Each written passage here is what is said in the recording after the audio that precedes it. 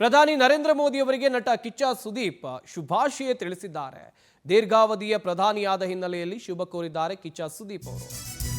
ಪ್ರಧಾನಿ ನರೇಂದ್ರ ಮೋದಿ ಅವರಿಗೆ ನಟ ಕಿಚ್ಚ ಸುದೀಪ್ ಅವರು ಶುಭಾಶಯವನ್ನು ಕೋರಿದ್ದಾರೆ. ಕಾರಣ ಅಂತ ಹೇಳಿದ್ರೆ ದೀರ್ಘಾವಧಿಯ ಪ್ರಧಾನಿ ಆದ ಹಿನ್ನೆಲೆಯಲ್ಲಿ ಶುಭವನ್ನ ಕೋರಿರೋದು.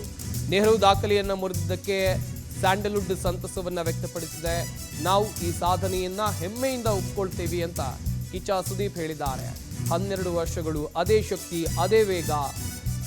ಹಾಗೆಯೇ ಮೋದಿ ಅವರೇ, ನಿಮ್ಮ ಸಮರ್ಪಣೆ ಸಾಧನೆಗೆ ಹೃದಯಪೂರ್ವಕ ನಮನ ಅಂತೇಳಿ ಕಿಚ್ಚ ಸುದೀಪ್ ಹೇಳ್ಕೊಂಡಿದ್ದಾರೆ. ಇದು ನಮ್ಮ ಹೆಮ್ಮೆಯ ಕ್ಷಣ ಅಂತ ಕಿಚ್ಚ ಸುದೀಪ್ ಪೋಸ್ಟ್ ಮಾಡಿದ್ದಾರೆ. ಮೋದಿ ಅವರೇ, ನಿಮ್ಮ ಸಾಧನೆ, ಸಮರ್ಪಣೆ, ಇದಕ್ಕೆ ಹೃದಯಪೂರ್ವಕ ನಮನ.